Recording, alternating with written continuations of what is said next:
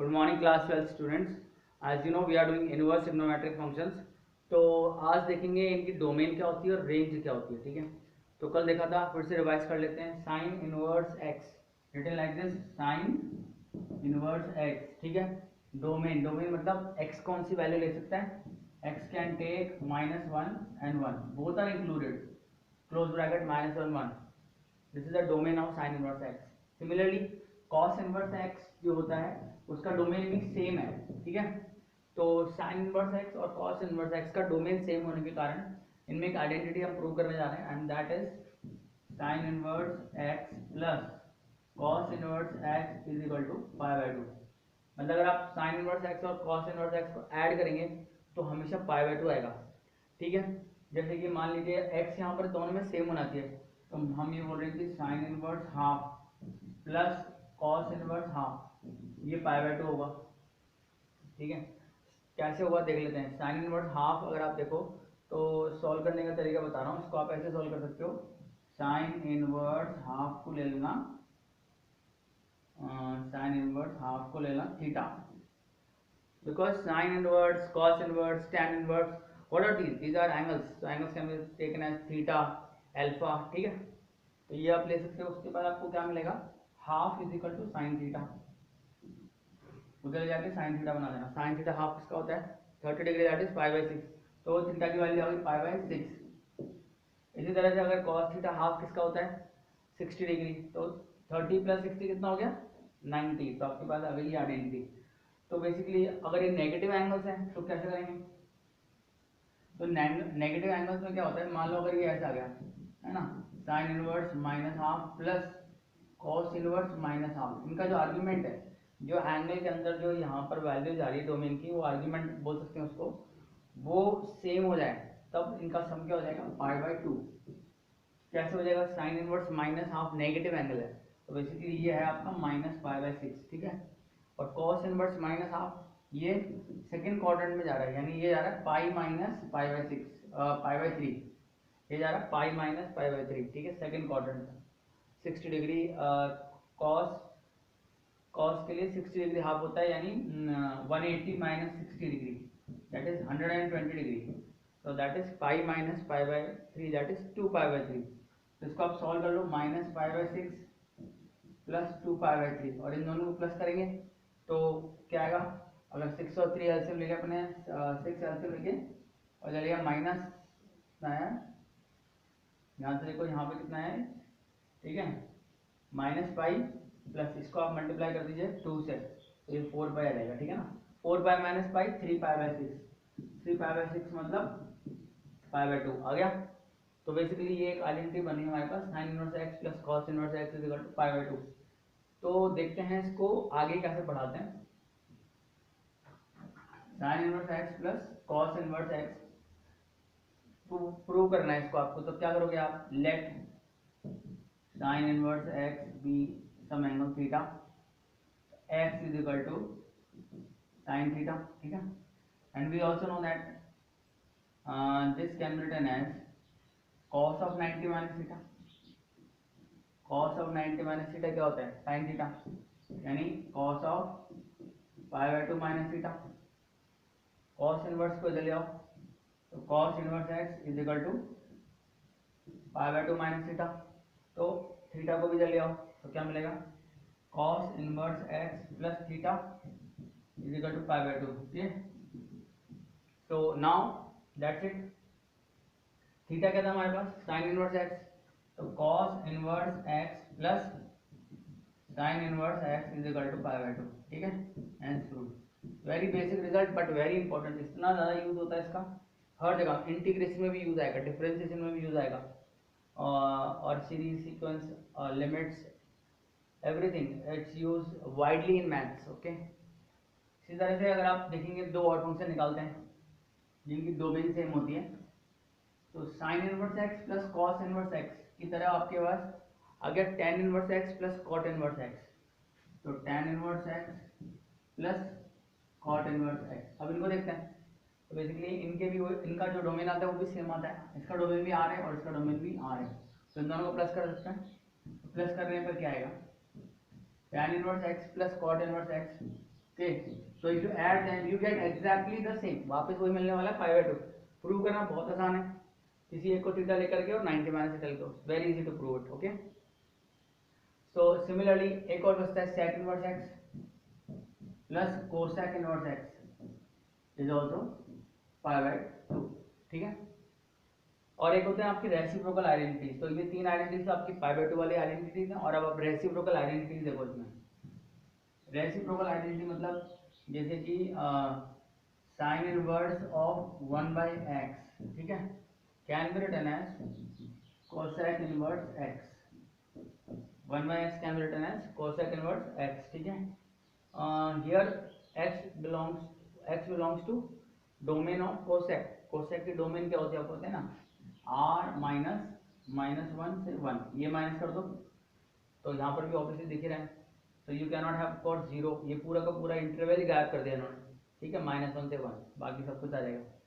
इसी तरह से अगर आप देखो cot sec cos inverse of 1 by x can be written as sec inverse x, ठीक है, with the same domain of x, and similarly you can write tan inverse 1 by x. Tan inverse 1 by x is equal to cot inverse x, ठीक है। And of course here x cannot be 0 because that will disturb this sum. So but because cot inverse x की domain तो r होती है, और इसमें से r में से 0 माइनस करना पड़ेगा क्योंकि 1 by x प्रॉब्लम कर रहे हैं यहाँ पे, ठीक है। तो बेसिकली इस तरह से आपने ये रेसिप्रोकल आइडेंटिटीज भी सीख ली। Now what you have got some addition identities, ठीक है।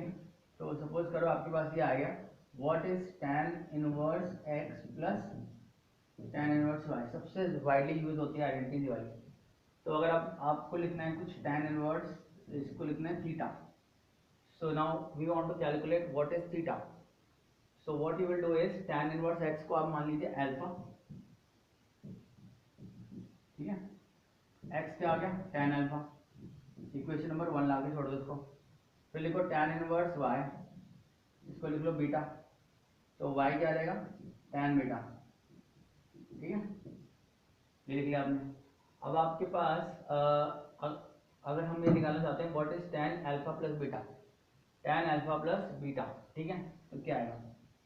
तो हम इसको यहाँ पे सॉल्व कर रहे हैं। अब एक आइडेंटिटीज आपको याद होनी चाहिए, what is tan alpha plus beta. Basically you have to use a lot of trigonometry है।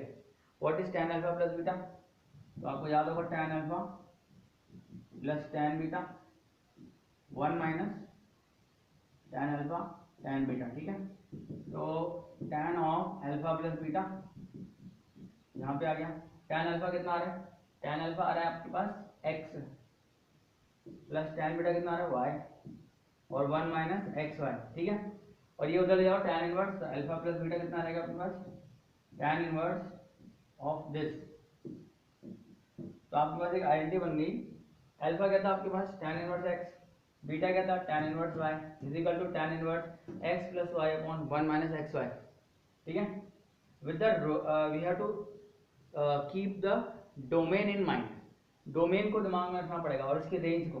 tan इनवर्स की जो रेंज होती है, जो आउटपुट होता है वो -π/2 से π/2 होता है, बस उसका ध्यान रखना पड़ता है। यहाँ पे कैसे बताता हूँ, you have to keep that in mind, और ये आपको क्वेश्चन से ही समझ में आएगा एक्स और वाई पे जो कंडीशंस अलग अलग लगेंगी, ठीक है। तो आपके पास ये एक आइडेंटिटी बनी, I will write the identity again. कौन सी आइडेंटिटी प्रूव करी हमने अभी, tan inverse x plus tan inverse y is equal to tan inverse x plus y upon 1 minus x y, ठीक है। यहाँ पर x और y tan theta and tan alpha है, ये मान लो, और tan इनवर्स है, तो बेसिकली ये दो एंगल्स को प्लस करके एक पर्टिकुलर एंगल निकालने की कोशिश करी आपने। हाँ, इसमें एक चीज़ का ध्यान रखना होता है कि इसका जो आउटपुट है और इसका जो आउटपुट है वो इसके आउटपुट पर डिपेंड करता है, तो कुछ एडजस्टमेंट करने पड़ते हैं एट टाइम्स फॉर्मूले में। तो कि लेट्स सपोज कि x ग्रेटर देन 0 है और y ग्रेटर देन 0 है, ठीक है, और फिर 1 x ग्रेटर देन 0 है और y ग्रेटर देन 0 है, तो आपको ये भी देखना पड़ता है कि एक्स वाई क्या है। अगर x ग्रेटर देन 0 है और y ग्रेटर देन 0 है और एक्स वाई तो पॉजिटिव हो गया, लेकिन x इंटू वाई अगर 1 से बड़ा आया, 1 से बड़ा आया तो ये पूरा टर्म नेगेटिव हो जाएगा। अब यहाँ देखो tan इनवर्स x यानी positive angle, tan inverse y यानी पॉजिटिव एंगल, और अगर x इंटू वाई कुछ बड़ा ग्रेटर हो गया 1 से तो ये पूरा नेगेटिव हो जाएगा, और ये नेगेटिव होने के कारण tan इनवर्स का ये जो आउटपुट है ये नेगेटिव एंगल आ जाएगा। अब दो पॉजिटिव को ऐड करके आप नेगेटिव तो ला नहीं सकते, तो उसमें थोड़ा सा एडजस्टमेंट करना पड़ता है। उस एडजस्टमेंट को अपने को सोचना पड़ेगा, पाई ऐड करें या पाई बाय 2 ऐड करें, क्या ऐड करें कि ये दोनों इक्वल हो जाए दोनों साइड। तो सपोज करो मैं एक कंडीशन ले रहा हूँ, ऐसे आप खुद कंडीशन बनाते जाओ। एक कंडीशन लेते हैं x is greater then 0, y greater than 0, ठीक है, बिकॉज दीज आर रेशियोज। तो अपन एक काम करते हैं, x को ले लेते हैं 1 और y को ले लेते हैं 2, तो 2 इंटू 1 हो जाएगा आपका 2, और 1 माइनस 2 नेगेटिव देगा। तो देखते हैं LHS और RHS में क्या फर्क आया। Let us take x is equal to 1 and y is equal to 2। अब देखते हैं इस आइडेंटिटी में क्या असर आया, ठीक है।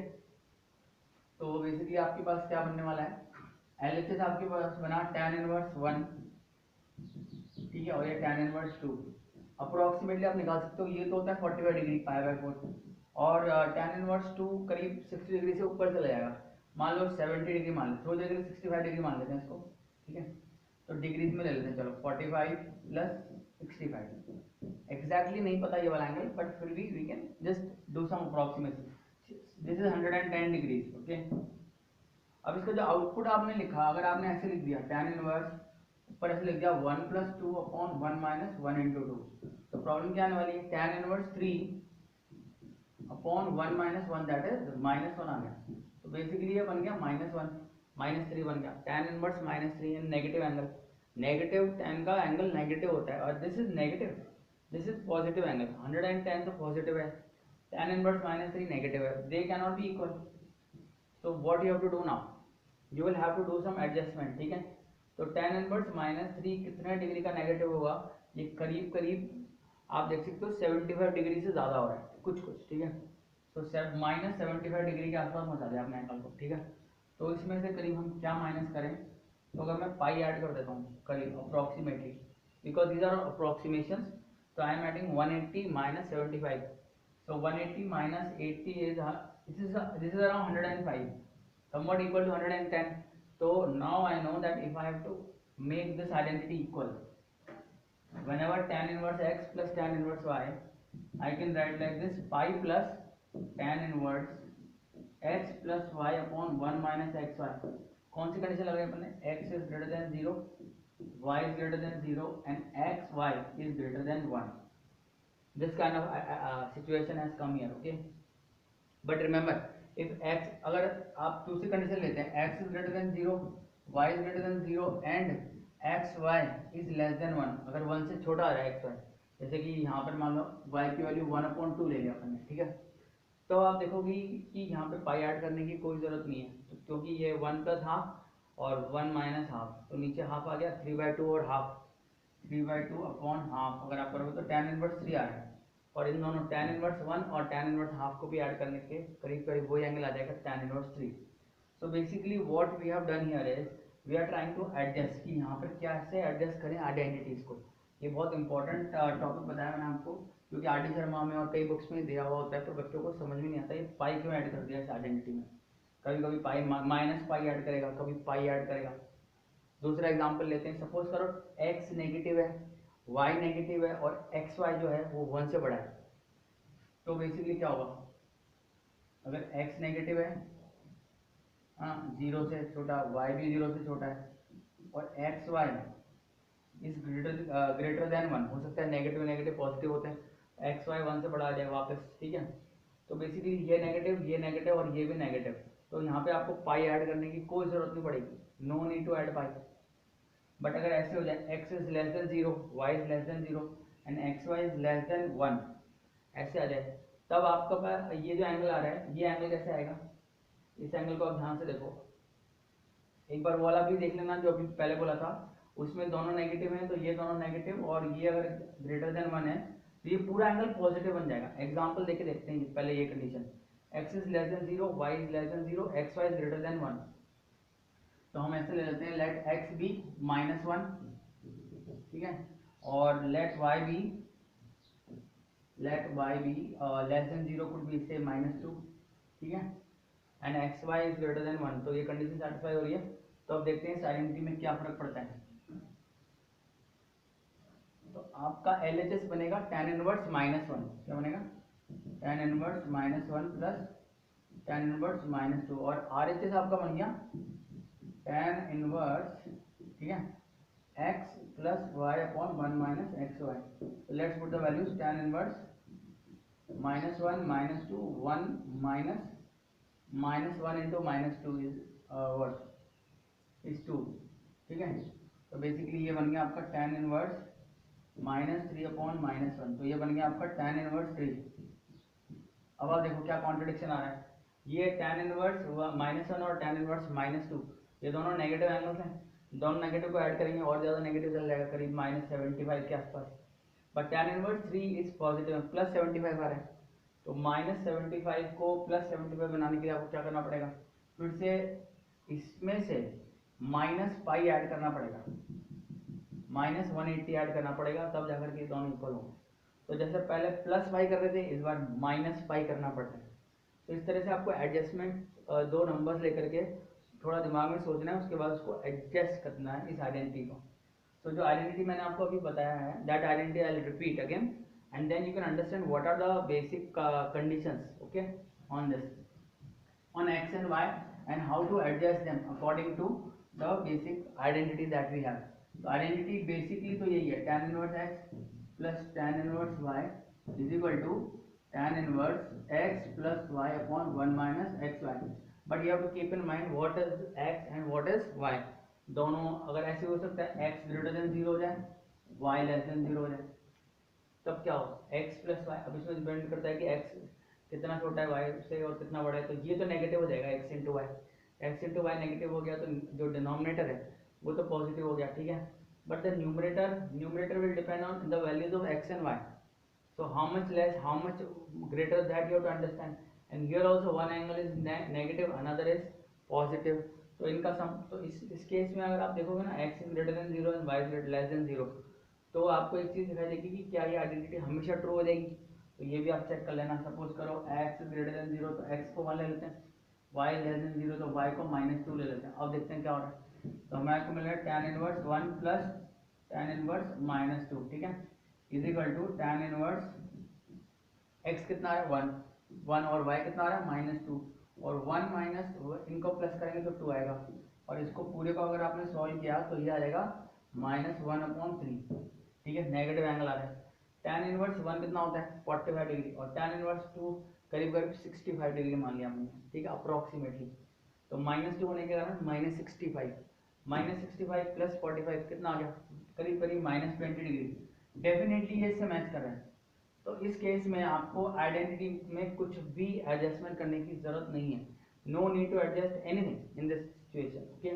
This is automatically getting adjusted when these two are having opposite sign. तो ये अपने आप ही एडजस्ट हो गया, कुछ भी करने की जरूरत नहीं पड़ी यहाँ, ठीक है. इसी तरह से अगर आपका y बढ़ाओ x बढ़ाओ तो भी सेम रहेगा. तो बेसिकली ये सिचुएशन है जहाँ पर कोई एडजस्टमेंट हमने नहीं किया. So now you know how we adjust these identities, right. Now suppose you have instead of plus sign you have minus sign. तो यहाँ पर आप पहले तो आइडेंटिटी अकॉर्डिंग टू ट्रिग्नोमेट्री लगा देना. क्या आएगा x minus y 1 plus x y, ठीक है. So basically this kind of adjustment if you learn then you will be able to solve a lot of question in inverse trigonometric functions. और दो चार identities देख लेते हैं. वैसे तो there are many identities that you can make on your own, अपने आप बना सकते हो आप. जैसे कि अगर कोई आपसे बोलता है what is the sin inverse x plus sin inverse y, ठीक है. कोई आपसे बोलता है what is sin inverse x plus sin inverse y is equal to sin inverse, एक पूरा टर्म लिखना है मेरे को x और y में. तो बेसिकली आप ऐसे मान लो इसको कि ये थीटा और ये अल्फा है.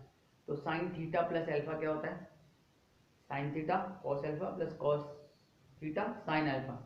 तो साइन थीटा मतलब x, कॉस अल्फा मतलब √1 माइनस वाई स्क्वायर. कैसा रहेगा, देखो सपोज करो ये अल्फा है, तो y क्या देगा साइन अल्फा. तो दोनों तरफ कॉस अल्फा निकालना है तो क्या करेंगे 1 माइनस वाई स्क्वायर, ठीक है ना. तो बेसिकली इस तरह से आप लगाते हैं ना, और यहाँ पर आ जाएगा उल्टा कर दो, x into √1 minus y square, और यहाँ पे लगा देता हूँ √1 minus x square into y. So this way you can make your own identities. Cos के लिए भी बना सकते हो आप, साइन इनवर्स के लिए बना सकते हो, टैन इनवर्स के लिए बना सकते हो, कॉट इनवर्स के लिए बना सकते हो. तो आपका वर्क यही है, आज अपने नई नई आइडेंटिटीज बनाओ। And there will be one test also on matrices and determinants, वो भी शायद आज ही अपलोड हो जाएगा। तो उस टेस्ट को आपको क्या करना है, सब्जेक्टिव तरीके से सॉल्व कर लेना अगर सब्जेक्टिव दो तो में। And then you have to upload your answer sheets on either I think WhatsApp, so we'll tell you that on that in the test itself. Okay, so keep doing your work and see you in the next class.